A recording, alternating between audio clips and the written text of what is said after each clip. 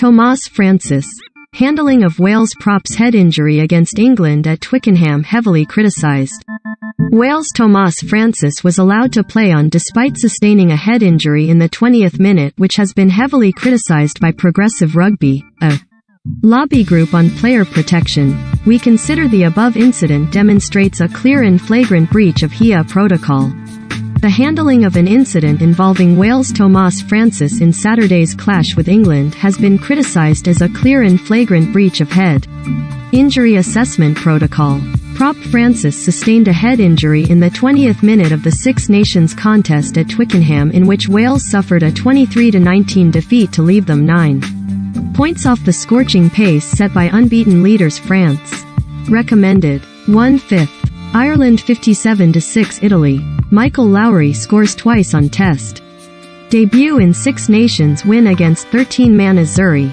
Read more. Recommended by. In an open letter to World Rugby, the Welsh Rugby Union and Six Nations Rugby, Progressive Rugby, a lobby group on player protection, said, Francis attempts to stand and falls back and struggled to get to his feet.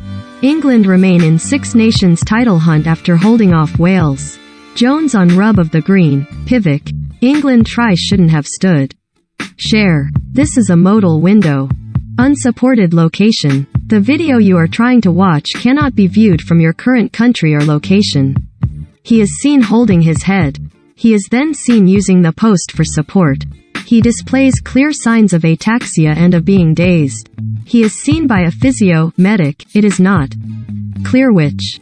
Francis displayed clear symptoms, indications under the World Rugby Head Injury Assessment Protocol that necessitate the immediate and permanent removal from play. No HIA was needed. While, after a delay, Francis was removed from the field, he was, incorrectly, allowed to undergo an HIA assessment and return to the field, playing until the 56th minute, at which time he was permanently replaced by Leon Brown. Progressive Rugby is concerned that the events demonstrate that individuals who have incurred brain injury have continued to be permitted to play, which will place them at likelihood of risk.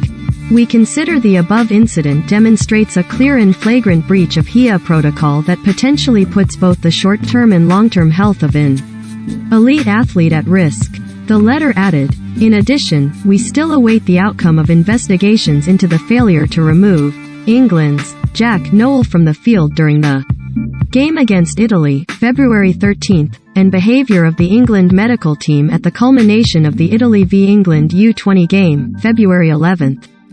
It is our major concern that the public has observed that in rugby union individuals have incurred brain injury and been permitted to continue to play. Until satisfactory explanations are provided, we remain unable to accept World Rugby's assertion that player welfare is the game's #1 priority.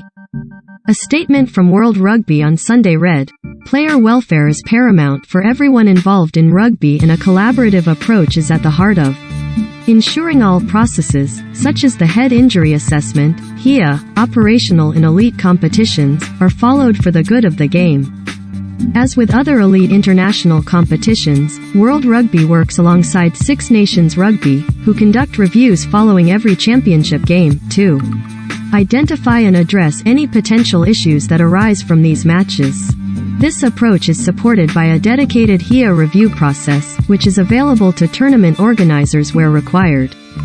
Meanwhile, World Rugby can confirm that all match officials involved in the current Six Nations participated in an education workshop delivered by the Chief Medical Officer last week to reaffirm their critical role in supporting the HIA process.